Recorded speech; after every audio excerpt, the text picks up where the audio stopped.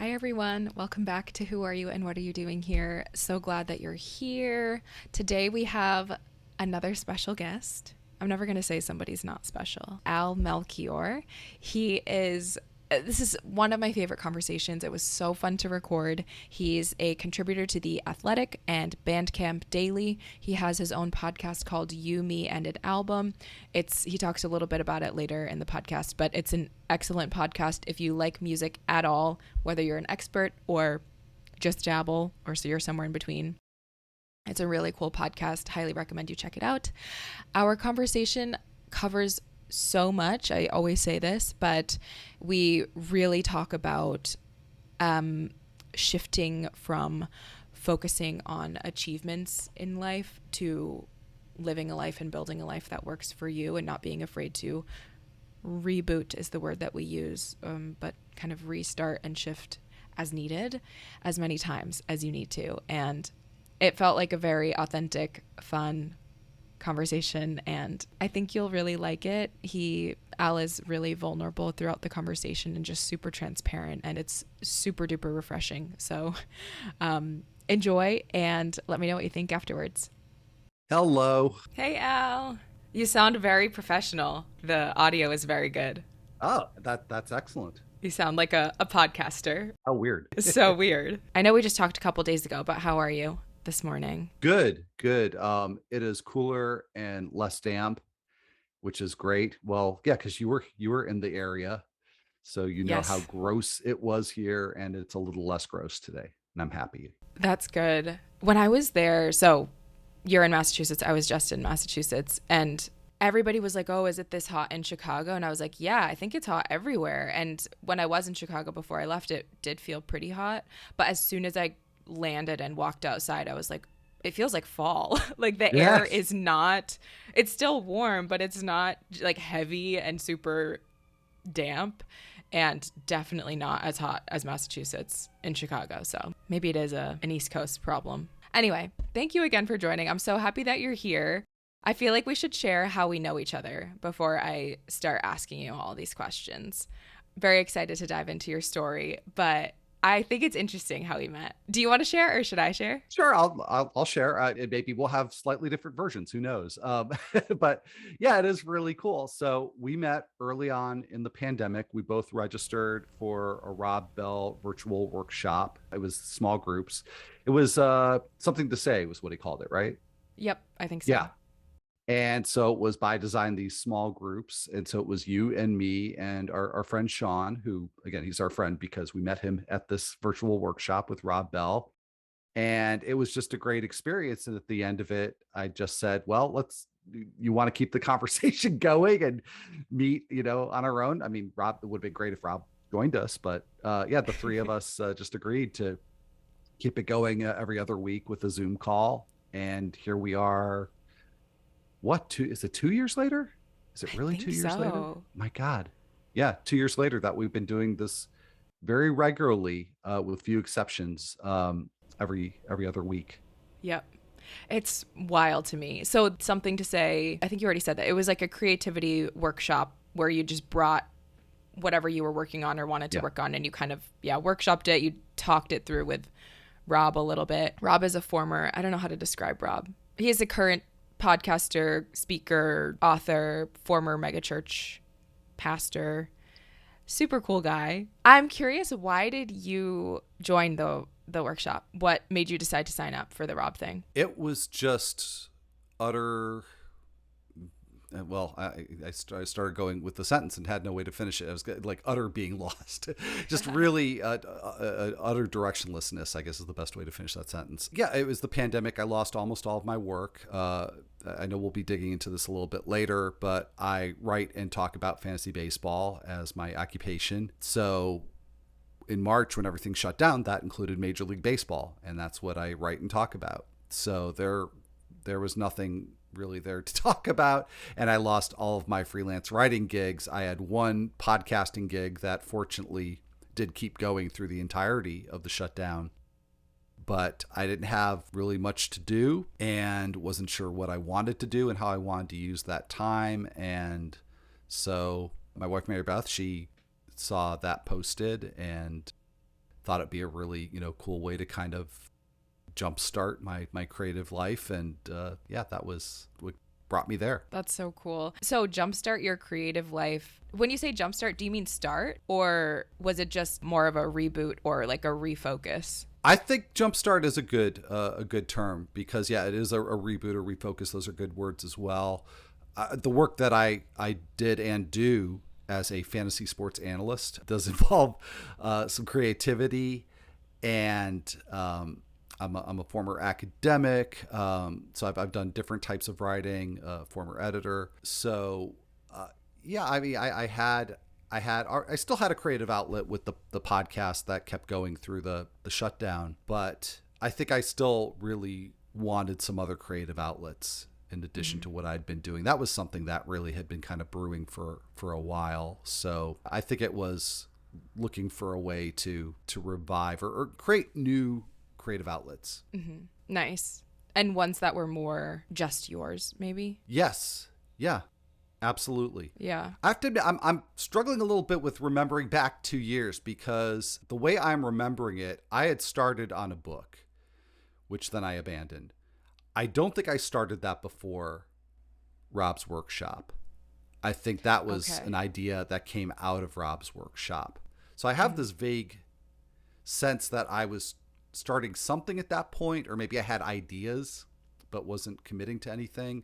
So it's all, at this point now, in hindsight, it's all a little bit blurry. Yeah, it's so funny because I'm thinking back on it too. And I signed up. So I've been following Rob for years, and he was super helpful for me when I was first kind of deconstructing my faith and just was looking for guidance and like content on that. And when he did the workshop, I was like, I don't know if this is really my thing. It was one of those like, I don't exactly know why I'm signing up for this, but Rob is cool. He's been a long time teacher for me, so might as well go for it. And I also at the time was working on a book or had ideas for a book, and I remember we talked about it. And it's funny because it's not that it wasn't helpful, but what came afterwards, us meeting so consistently, was so much more helpful and so unexpected. I did not go into it thinking it would be any sort of anything beyond the 30 or hour long meeting that we had with him. And yeah, I'm so glad that I think it was you that initiated staying in touch, because we have met more or less every other week for the past 2 years, and our meetings have in a lot of ways almost turned into a support group kind of feel for me, where I definitely didn't realize and still don't even realize the positive impact, the extent of the positive impact of our meetings. You know what I mean? I know it's positive, but I'm like, it's even more positive than I realized. Yeah, I feel the same way. And yeah, you're right. It's evolved over time, because initially it was really task oriented. It was kind of like an accountability thing. Like, okay, we came out of that workshop with some different ideas. And part of it for me, and I was the one who initially suggested that we keep meeting. Part of it for me was just wanting to have a conversation with you guys and keep that going. But part of it too was wanting, accountability partners that I know we had talked about some ideas. And so I thought, okay, I'm going to need a little bit of help here to stay on task with these. And it's really, we update each other on what's happened in the previous couple of weeks every time that we meet. But yeah, it's much less that and more just, hey, what's going on in life? How are you doing? That kind of thing. Yeah, it's been very special. Especially when it first started, just as much now really, but when it first started, it was beginning of the pandemic, and I was not well. So yeah, it's been so nice to have our little group and be able to have it be accountability, but also just a community, really, a little community. I also think it's funny that we both started with book ideas and now we're both podcasting. Yeah. But yeah, really excited to talk more about your journey, your podcast, all of that. I guess in the spirit of starting the podcast, how I usually start it, the name of the podcast is obviously Who Are You and What Are You Doing Here? So let's just start there. Who are you and what are you doing here? Feel free to take that in whatever direction you want. Yeah, I knew the questions were coming and I still don't know how to answer them. But I'll start with who I am. I'm Al Melchior. And what am I doing?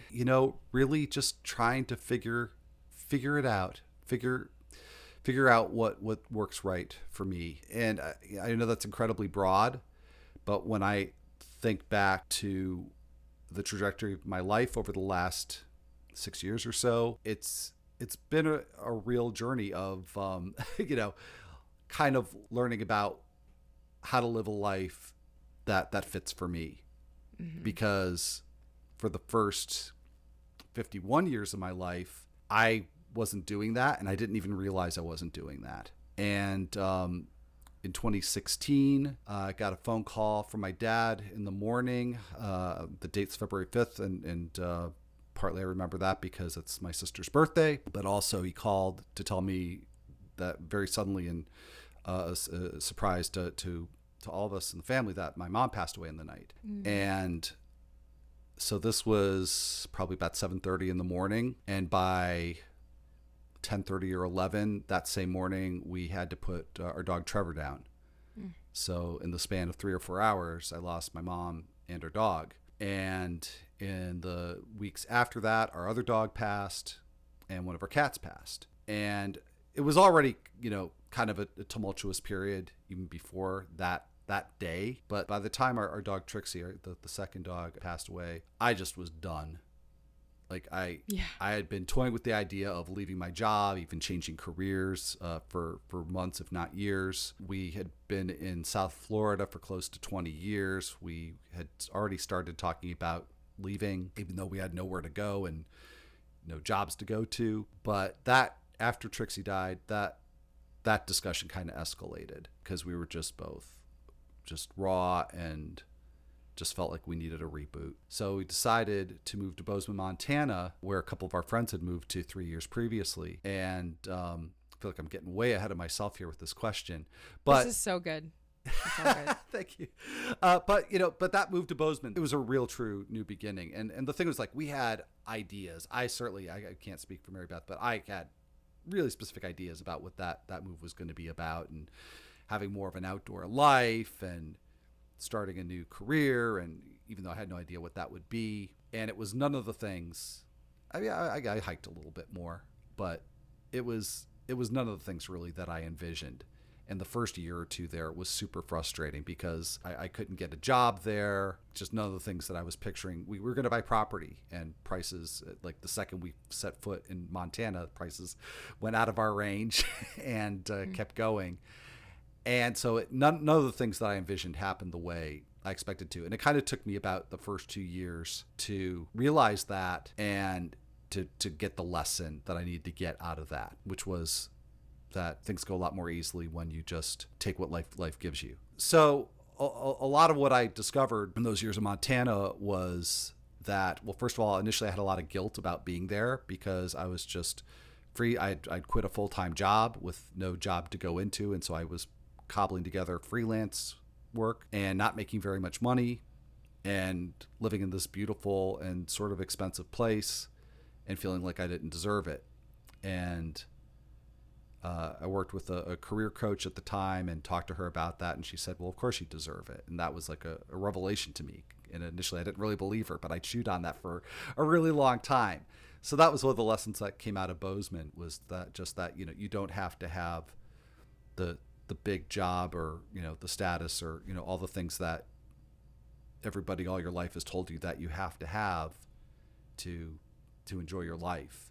So, we made this move without, permission, without a real plan, and it still was working out. So that's just something that's continued. And so we spent nearly 5 years in Bozeman, and as the price of real estate kept going up and up, and we started looking back east again. And when I say we, I mean Mary Beth.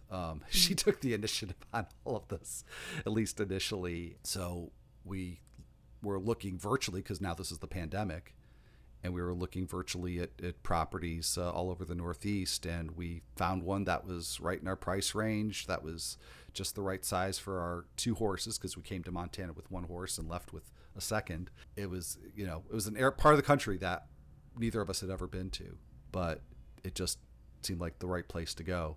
And so a little over a year ago, we moved from Bozeman, Montana out to Western Massachusetts. We had a condo in Miami Beach, but the first time having not only property but land with our 2 horses, And so it's been a whole big lifestyle change, but it's been another round of, okay, we did this thing that, nobody gave us permission to do it. It wasn't a path that others set out that we followed. It's just, let's move to this place that we've never been to, where we don't know anybody. We're hours from anybody that we know, but it fulfills, or at least it appears to fulfill, a lot of the things that we've been saying for years that we want. So let's take this shot. Because what's the alternative? The alternative is to say, well, we had this opportunity that looked like it might work out, but it might not have. So we just said, forget about it. Maybe for a brief second, that looked like an option, but it wasn't really. So, meaning staying in Montana? Yeah. Yeah. Gotcha. So we did that. So what am I doing here? I mean, the last 6 years is, again, if I start with that date that my mom died, and looking forward and looking at the decisions that Mary Beth and I have made, it's just been a very different way of living life, and just doing things that feel right and doing things that we want to do. And at the same time, I mean, being conscious, like we don't just want to do things that are, we want that maybe are harmful to other people. We don't want to do that. But yeah, a lot less shoulds. I think that's maybe the best way to summarize what I'm doing, is learning to live life, taking the shoulds out, and just doing what feels right. Mm-hmm. That was amazing. I feel like let's just stop recording right now. It's done. That was so beautifully said. Thank you for sharing so vulnerably and honestly. I've heard, I think, all of that before technically, but every time I hear it, it's just equally as inspiring. I feel like I have so many questions even just on what you just said. First of all, I'm noticing you keep using the word reboot. It feels like that is a theme. Mm-hmm. In an inspiring way, because I think it was before your mom passed, which I'm so sorry that happened, and then all of the pets. Why is it that grief, I feel like grief visits like there are like seasons, and it just is unbearable. And yeah, I'm rambling. Let me back up. You had said something in the very beginning about, it almost sounded like you were on a path, maybe career-wise, that maybe was more defined by shoulds, but you didn't even realize it. Absolutely. So was it your mom passing away that made you realize it?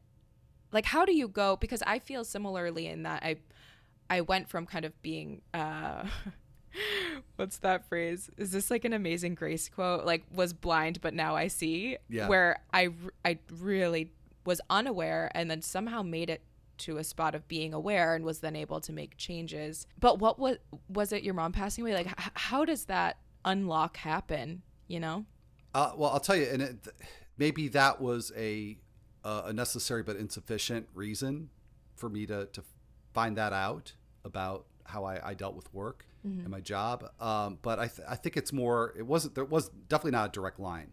It was that, my mom passed away, and then, we had the subsequent deaths, and then we made the decision to reboot, which does feel like the exact right word, because it's like when your computer's not working, something's just not right, and you unplug or you hit restart or whatever, and then it works.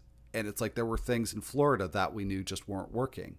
Yeah. And so we hit restart. So the only thing I really got from, I mean, I shouldn't say it's not the only thing, but I mean, a big thing that I got from my mom passing, and again, all the other losses as well, was just that I need to reboot. Yeah. Okay. There was not much else beyond that. There was no insight beyond that. Mm-hmm. But that removing myself from that situation, untethering myself from a job that was never quite what I'd hoped it would be, freed me up to realize other things. And that, it was an additive thing. So I had that step that provided me some space and some freedom. It was working with the career coach who helped me with the epiphany that, I didn't have to have the type of job that I thought I was supposed to have, plus years of therapy, plus an incredibly supportive wife. All those things in combination freed me up and gave me space, so that when the pandemic came, and again, freed me up even more from the commitments of my almost all of my freelance work. And again, Mary Beth saying, do what you need to in this time. Take your time, figure it out, which is something I wouldn't have been prepared for if we had left Florida, which is maybe something I wouldn't have been prepared for without therapy and without career coaching. So it's like all these things were additive. So it's not like one magic bullet, but it was doing the things almost always unintentionally, doing things that gave me freedom and space to realize, okay, what do I actually want and need here? Instead of just reflexively, as I had done my entire life, chasing the thing that I thought I was supposed to have or supposed to do. Yeah. I mean, the thing I'll give myself credit for is having the recognition that things weren't working. Things weren't working in Florida. Things weren't working the way that I set them up after moving to Montana. So once having that recognition, then having others encouraging me and plus allowing myself to figure out what do I really want here? So that's a long answer to the point where I'm not even sure I answered the question. No, you did, because I think, first of all, I think it takes a lot of courage to reboot. The way you said it was very eloquent and almost sounded simple, where you were like, we realized things weren't working, so we hit restart. And that's so beautiful. And it's important to understand it wasn't just, one thing happened, mom passed away or whatever, hit restart, and now things are better. It was a whole journey that was the reboot, or that particular reboot. And I think what's cool is when you did move to Montana and made all the life changes there, and it wasn't fully working for you, you weren't afraid to say, okay, let's do it again. I just think that's an important lesson even for me to remember, that first of all, you do have the power to reboot or make a change, or ask yourself what actually brings me joy and feels right for me, rather than what should I do according to maybe other people's standards or standards I used to have for myself. So you can do that. It is possible.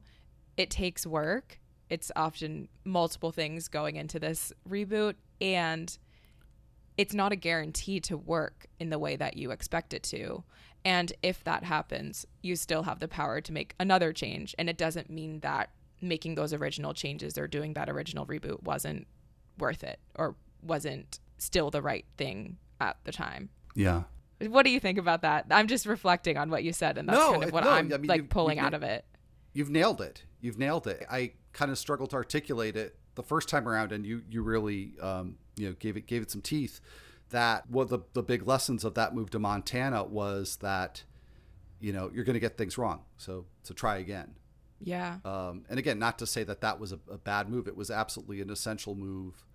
And there was a lot of great things that came out of it. They're just not the things that I expected. And so it's okay to rewrite the playbook when it's not working, even when in writing the particular playbook you have maybe came at some cost. Yeah. Like you don't have to just stay wedded to your ideas if they're not working. Yeah, no, I think you said it beautifully. Why do you think you had these ideas of like, this is what I should be doing, or this is like a path that I should be following? Why? Okay, I hope this doesn't sound offensive. I'm just going to say it because this is what's coming to mind. But why do you think you were not encouraged to ask that question, meaning what do I want? What actually feels good for me? Sooner? I don't see how that's offensive at all. It's a great question. I almost framed it as like, why did it take so long? And then I was like, I want to make sure that it's clear. This is kind of a leading question. Like, I have all sorts of ideas around why I think this happened. And it's very much not because of you. It's because of the society that we live in. But anyway, I want to hear your answer.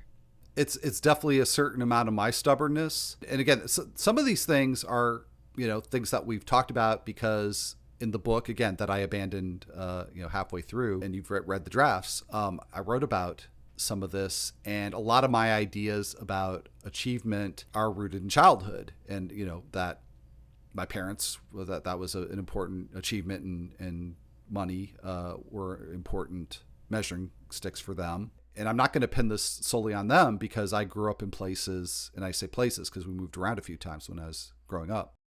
But, but consistently they moved us to the same places, not geographically, but communities where people were very achievement oriented, money oriented. And so I just bathed in that for my entire childhood, and it is in the culture. But then I latched on to certain ideas, and this was one that, again, I'd written about in the draft of the book, that I had this job in high school working at a pizza place, and occasionally they would, have us all come in on a Saturday morning when the restaurant was closed and just, clean the whole place. And, it was not something I was enjoying or, had any kind of enthusiasm for. And it showed. And the owners of the place were there, and they said, look, we know you're going to be, going to Harvard someday and, make a lot of money and be a big success. But right now you need to scrub that floor. And, that wasn't the only time I got a message like that. People had these ideas about who I was and what were the good things about me. And they always had to do with achievement, especially academic achievement. And this idea that then that was going to translate into money. But in terms of athletics and popularity and other things, that, those things were not going to be things for me, according to other people, which then I adopted as a belief about myself. So clinging onto that well into adulthood, there was always a lot of stakes in having really observable, measurable successes. And I've never had a job where I've made a lot of money, but at least, if I could do good work, if I could be good in my field, if I could write something really cool that people liked, I redefined it a little bit for myself, because pretty early on I rejected the measuring myself by money thing, because first of all, growing up, I did find that really gross. And also all the things I wanted to do weren't likely to lead me down that path anyway. So it was more like achievement and doing good work and getting kudos for things that I made. That became super important. So yeah, so that there's a lot of shoulds there. Mm-hmm. And also because I rejected this idea that I was going to chase after money, that also meant that I didn't deserve things that money could buy. So that was kind of like the psychic dissonance that I had when I moved to Bozeman. This is a place that's really kind of uniquely beautiful, and isn't somebody keeping the gate to keep me out of here? Oh, so wow. Okay. That was going to be my next question. I had written down that when you spoke earlier, you said two things that stuck with me and that I wanted to ask about. You said something like life gets better when you take what life gives you, and you can enjoy what you have without, I'm not saying this right, but the way I understood it was without having maybe the path or the career like other people mm-hmm. around you. So is that kind of like the same thing, like what you were saying? Yeah, I think so. I'm trying to think like what the question is, but I think I understand better now because of what you just said. It's wild how what we learn as a kid becomes our framework for success and life. I'm constantly blown away by it because I feel like I'm personally just questioning what do I actually want? What really makes me happy? And it feels countercultural because I don't know that it looks like, I know it doesn't look like at least climbing the ladder that I was previously mm-hmm. climbing. And it's so easy to latch on to a career or a career path or achievements and tie it to worth or tie it to your identity in some way. So I give you a ton of credit for daring to ask the question of what do you actually want, and then actually following through to give yourself that in the way that you saw fit at the time, and you've stayed committed to that, I think, which is just really cool, and not necessarily easy, period, but especially when we live in a society that very much values sort of more traditional, I don't know if traditional mm-hmm. is the right word, but values achievements in the way that maybe you used to. Yeah. It is really hard. And I'm sorry, I'm thinking, as you were talking, I was thinking about the flip side of this for me, which is that I often have a hard time understanding people who cling on to certain ideas about how to live their lives that clearly aren't working for them. And, I think maybe I've been sort of uncharitable about that, because it you're like, why did it take you so long? I mean, it did take me a long time to get something that other folks figured out much quicker. And yeah, we all get different messages, grow up in different places, have different motives and incentives. But yeah, it's always kind of mystified me, like, well, why would you put up with living this life that you complain about a lot, and you're clearly, it's not making you happy.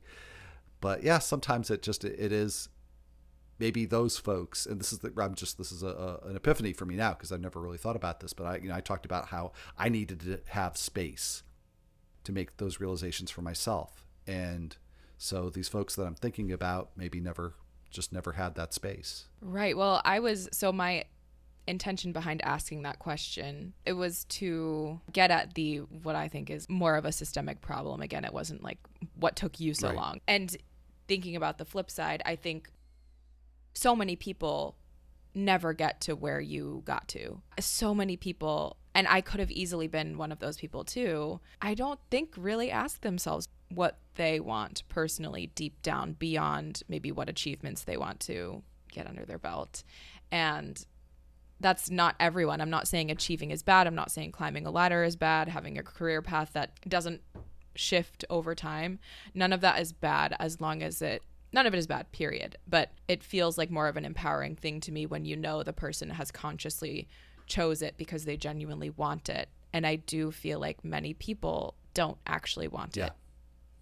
If they were being honest with themselves, if I was being honest with myself. And I'm glad I did eventually get to that point of being honest with myself. But it's funny hearing you kind of reflect on the flip side. I'm remembering a conversation that we had. It was months ago. It was before I quit my job. And I think I was, I could be misremembering. Tell me if you remember this better than I do. But I think I was struggling. And with my job, this is no hate towards the job, towards the company, all of that, disclaimer, but it was not the right fit for me because I was not good. I was not healthy. I was not happy. I couldn't hack it. It wasn't the job for me. And I remember in one of our talks, I think it was just us two. I don't think Sean could make it to the meeting. I think I was trying to convince myself to stay. I was like, if I stay, maybe I had just gotten a raise or something, then I could, make more money and I could maybe get a different title. I don't remember the specifics, but I was talking myself into staying. And it's one of the only times I think that you have given me pretty firm advice. You've never told me what to do, but I remember walking away from the conversation feeling like I had just received a bit of a warning from the universe channeled through you, because you said something like, essentially, it was like, just be careful. Capitalism, work, chasing money for the sake of money or maybe outward success and not internal happiness or fulfillment. It robs you of things that are really wonderful. And while not pursuing your current path might mean not making as much money or not having the outward image of climbing a ladder, or that's not even saying I couldn't make more money, but I would have to figure out a different way to do that. I heard it's still worth it. It's worth still stepping away if you're not happy. And it sounds so simple now saying it out loud, but it really helped me in eventually making the decision to leave, because it, I think, gave me permission in a lot of ways. And it was like a valid warning, I think. Do you remember that conversation? Absolutely. Yeah. Yeah, it was definitely a really significant one for me. Well, I'm glad that what I said helped. That's really cool. And this is what is neat about our little group. And I'm just so gratified to know that something I said did help clarify things. But you and Sean have done that for me too. And something I want to clarify in this discussion, because I felt like I kind of left it hanging out there, as I talked about walking away from a full-time job in South Florida, working for CBSSports.com. And full-time jobs writing and talking about fantasy sports are incredibly rare, and especially one that pays decently. And I left there thinking, okay, that's the end of the career. I can't do this anymore. And I'm still doing that same work. Initially, it was really because I couldn't find anything else. But now, in no small part because of feedback from you and Sean, realizing that, I could do this work in a way that fits me better. And I'm having a much better time with it than I've had in many years. And, again, it was a kind of an additive thing. It wasn't like quite in the same, like you were talking about in our conversation, like that there was like one thunderbolt moment, but it was you and Sean reading the drafts of chapters that I wrote for the book. And it was, writing is a process of learning and self-discovery. And so it was through writing this book. And I'm going to back up a little bit, and I apologize for all the digressions, but I think this gets back to an earlier question that I had the realization that I needed to figure out what I wanted, because when I lost all this work, I was really bitter.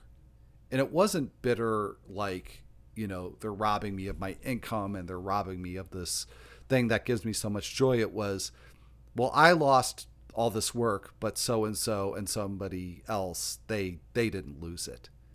And I had all this time on my hands to kind of focus on my grievances and realize that was pretty icky. And didn't want to be that person.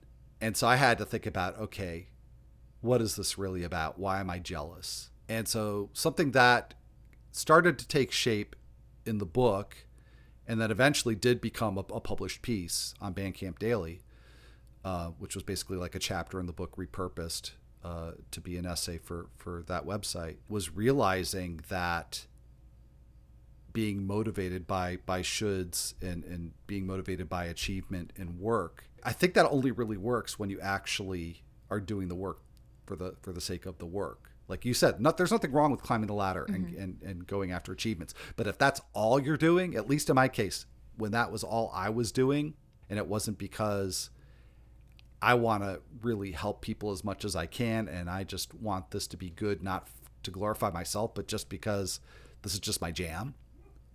Like if you don't have that, you're actually just not going to be as good at your work anyway as somebody who is just doing it just because that's their jam. So that, again, it's a very long-winded way of getting around to it, but that's what you and Sean did for me in piecemeal fashion, reading the work and giving me feedback and also encouraging me to move forward with it and talking through where I'm at from one week to the next. It wasn't just having the space to figure this stuff out, but it was like having people like you and Sean and Mary Beth who, really encouraged me to take that work further. Yeah. That is awesome. I love reflecting on how people have impacted our lives in big ways or small ways. And yeah, grateful that we can do that for each other. So I feel like I hope it's okay to bring age into this, because we were talking about age earlier when we were doing our little prep call. But I think it's currently quite trendy with like people in my circle, people sort of around my age, to do the sort of reboots that you're talking about doing now. And I said this to one of my other friends, but I feel like it applies to you too. I feel like you started doing this before it was quote unquote cool. And I know you were chatting with me about some of just that there are some challenges to living your life this way at this stage in life, because it sounds like it maybe isn't quite as common for folks in your age. I feel like it's inappropriate to talk about age, but I think it's actually okay in this case. And I'm just like fumbling over my words because I'm like, how do I do this?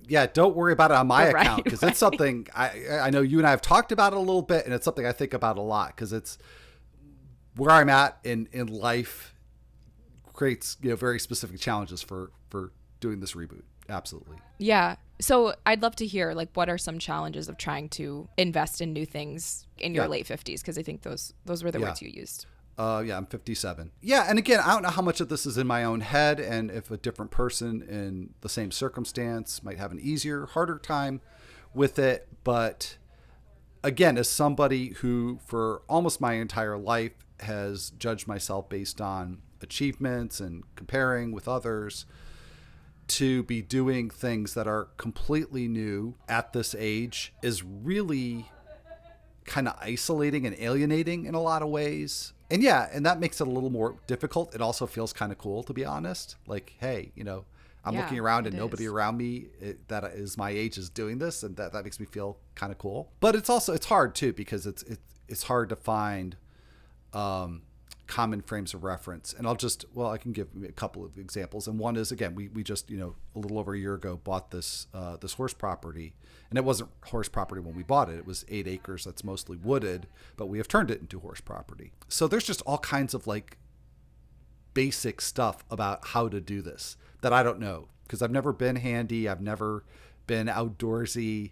But we've had to learn how to like build a fence and electrify it and stuff like that. And so it's asking for help and admitting you don't know things, which I don't always find easy. Doing things like when we moved into the house, we hired somebody to redo the floors. They installed the tile, but we took out the old stuff, the carpeting and the tile in the kitchen. Mm-hmm. And I remember Mary Beth and I had like a little argument about it, because she's like, you don't even seem interested in this. And it's like, it's not that I'm not interested. It's that I'm scared. I've never done this before. What if I like screw something up? So, it's that kind of thing. But also like professionally too. Like, so I've written a few pieces now for Bandcamp Daily. Actually, there's one I mentioned. There's a second one, and I'm currently working on a third. And so I'm kind of sort of starting a new career, if you can call it that, in music journalism. And yet I feel like my music podcast, the whole basis of it is I don't know very much about music, so come on my show and educate me. So then when I turn around and I get paid to write something for a music publication, I don't feel like I'm a fraud in claiming that I don't know much about music, but I do feel like, well, maybe I'm a little bit of a fraud in professing to know things about music. So I actually just try not to go down that route and not write from the perspective of an expert. And that's a really uncomfortable thing to do, because again, when I look around me at friends and colleagues and people I know who are like between 55 and 60, they are experts. They know what they're doing. They've been doing it for 20, 30 years. So sometimes, like I said, sometimes it feels really cool to say, hey, I'm trying something new, and it's not easy, and that's a neat thing I can say about myself. And other times I just feel like an absolute dope, and I feel like I feel stupid.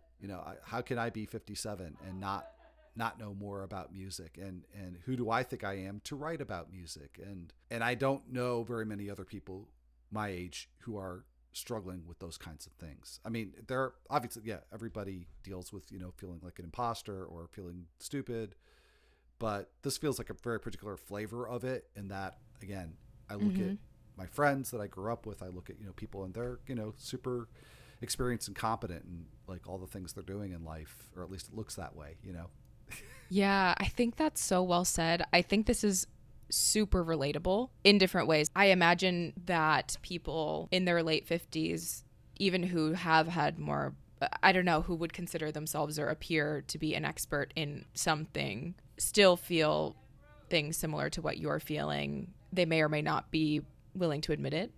And at the same time, I recognize that is different. And as you said, it's a particular kind of flavor of challenges, I guess. Yeah, maybe when you don't have like one thing that you've stuck to and can very obviously declare yourself an expert in it. But I don't know, I have so many thoughts on this. I feel like in a lot of ways, you're much more of an expert in things than maybe you give yourself credit for. And I hope that doesn't sound invalidating.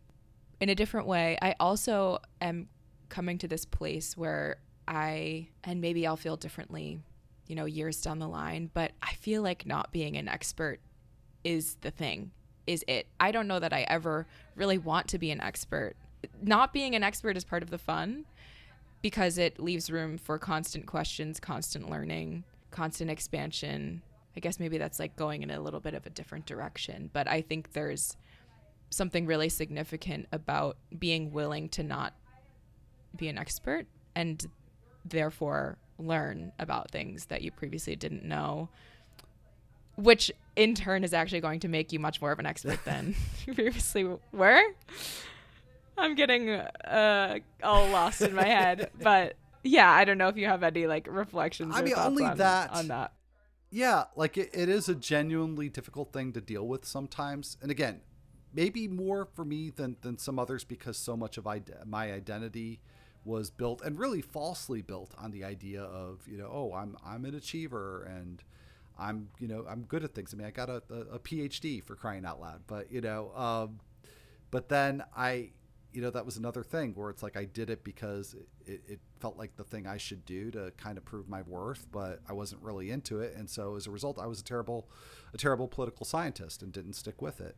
But that never stopped me from seeing myself as an achiever. So yeah, it's hard. That's a hard gear shift for me to make to not, to feel like it's much more honest to say, no, I'm not an achiever. I'm not, and I think more accurately, I'm not an expert at things. And so on the one hand, I'm making decisions to try new things, knowing that, okay, yeah, I'm going to have to be humble about this, ideally. So in the end, even though it feels bad a lot of the time, it's the trade-off that I'm actually making with my decisions. Like, okay, yeah, I'd rather feel a little dumb and have a harder time maybe connecting with people who can't relate as much to being in their late 50s and just starting something that they don't really know anything about. I'll take that and have that joy of learning and discovery and that joy of pursuing things that feel like a really good fit for me, even if I'm not super knowledgeable. I'll take that trade-off. Yep. Oh my gosh, it's so profound. It's so inspiring. I hope everyone feels inspired to try something new after listening to this. And it is really cool, I guess, like reaping the rewards of trying those new things beyond just the joy of learning and doing a new thing. You do, as I said, sort of become an expert eventually. Like I'm even thinking of podcasting. You taught me almost everything I know about how to podcast. And when we had our call about it, you were like, oh yeah, this, that, this software, that website, this whatever. And I'm like, I don't know any of this. Like that's actually, you are an expert in my opinion. So yeah, I think it's just really neat and it is just encouraging and a good reminder that trying new things is always worth it at any age. I very much resonate with what you're saying. Like the trade-off is so worth it, or the pros outweigh the cons, so to speak. Well, kind of, I guess, the crossroads we were at when we had the conversation you talked about, right? Because there was like the safety and the known of the job you had at that time, but there was also the desire to be doing something different, and that won out. Yeah, I definitely feel like I'm in my own reboot of sorts, and I'm not through it.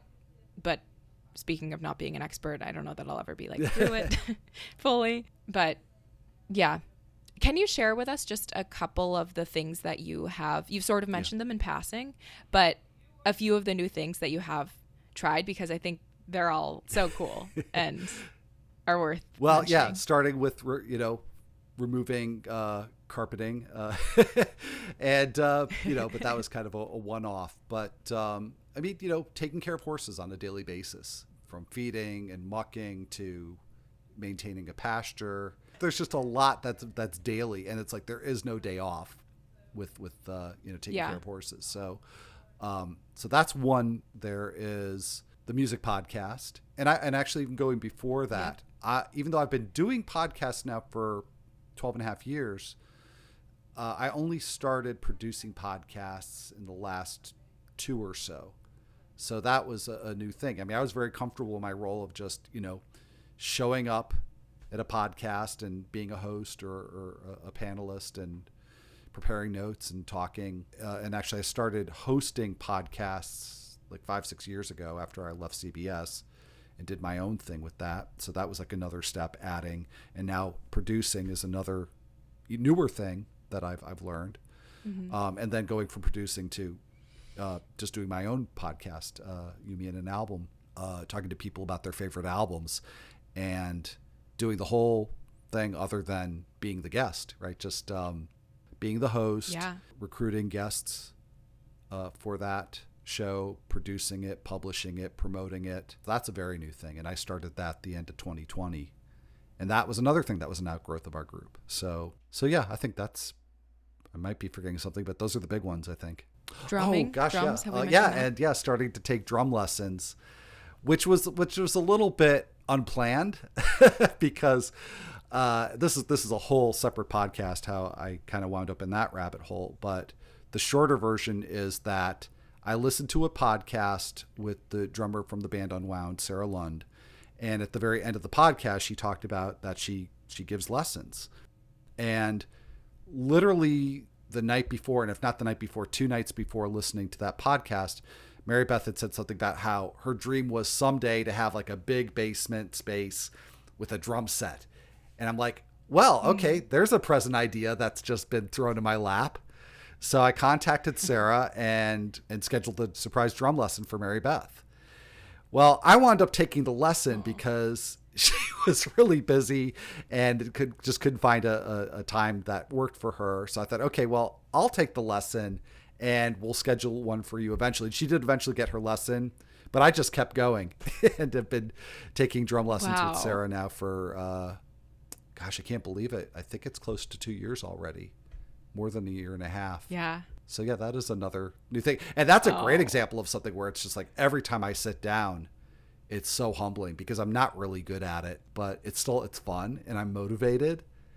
And then to be taking lessons with somebody who also is like one of my favorite drummers is kind of insane. And occasionally, again, it's like, who do I think I am? I'm not a very good drummer. And here I am with, Sarah Lund, but it's awesome. And she's awesome. So thank you for reminding me. That's the point of a lesson, though. It'd be weird if you were trying to teach her how to play the drums, maybe. Then I'd be like, who do you think you are? But if it's the other way around, that's so appropriate. I feel like that's just sharing knowledge. And yeah, you say that so nonchalantly. I never realized that it was sort of by chance that the lesson wasn't originally yours. No, absolutely. But so cool you stuck with it. Yeah, wild. What is one thing that you're learning right now? Patience. Learning to be more patient, because I actually, now we've talked about how for the last 6 years I've been freelancing. I actually now have multiple possibilities for full-time work, but it's unfolding much more slowly than I would like to. So my patience is definitely being tested here. So I'm having to learn to just not only, wait and not let it take up more of my energy than it has to, but also really believe that whatever happens, even if none of these opportunities work out, that it's going to be for the best. Because if I couldn't have learned anything in the past 6 years other than, things work out despite your best plans, then I probably haven't learned anything at all. So just finding a new way to learn that lesson. Yeah. I feel like I have to learn the same lessons over and over again, just in different ways. I like new levels, new heights. But that's really cool. I'm really excited for you and excited to see how those things play out, but just in general, excited for your future, excited for us to continue meeting and supporting each other. Yeah, I think you just have such a fascinating story. And thank you so much for coming on today. It felt like such a good conversation. It felt like one of our normal conversations, kind of, in a great way. And I think people will really enjoy it. I guess before I officially let you go, where can people find you? How can people support you? In terms of social media, I'm definitely way more active on Twitter than anywhere else. I don't do Facebook at all. But I'm on Twitter at @melchiorbb. That's my main account. It's probably mostly baseball stuff. Since the BB does stand for baseball. But then the music stuff is at Yumi Album on Twitter. And also I do have Instagram at Yumi Album there. So I would say those are the 3 ways to follow me and follow my work on social media. And I do hope that people will check out the podcast, the music podcast. I'm super proud of it. And you'll get all that information on my Twitter and Instagram accounts. Nice. Awesome. Yeah, I hope everybody checks it out. If you're at all interested in music, which I don't know anybody who isn't, you don't have to be an expert. That's sort of the point. Definitely check out Yumi and an album. It's an awesome podcast. You also have a Substack. I do. I paused it a few weeks ago, largely so that I could get this next piece for Bandcamp Daily done. So nice. That will be back up again soon. Also, I created a YouTube channel and have put almost nothing up on it. So I have to catch up on some things. So I'm pausing the Substack for a few weeks, but yeah, that's yumialbum.substack.com. That'll be a backup online soon. Awesome. And I'll also link to all this stuff. Sweet. Yeah, Bibbs, thank you so much. I've enjoyed this a lot. Yeah, hopefully people find this find this interesting, but if nothing else, to just extend the conversations that you and I normally have. This has been so much fun for me. So thank you so much for having me. Yeah, of course. Anytime. You're welcome back anytime. Thank you again for coming on. Appreciate you. Alrighty, thank you so much for listening to Who Are You and What Are You Doing Here? I hope you enjoyed this episode. Definitely let me know what you think. Again, I just so loved this conversation. It felt so authentic and just free-flowing. All the usual things. Like, subscribe, share, comment, rate, review, wherever you listen to podcasts. Be sure to check out You, Me, and an Album, Al's podcast. You can also check him out on Twitter. YouTube, he's getting that going. He also has his own Substack if you enjoy reading written content. I am going to link to all these things in the show notes, so check those out. And I think he's also on Instagram. And I think that's it. Thank you again for listening. As always, I'm so glad you're here, and we'll see you again soon for another conversation. Bye.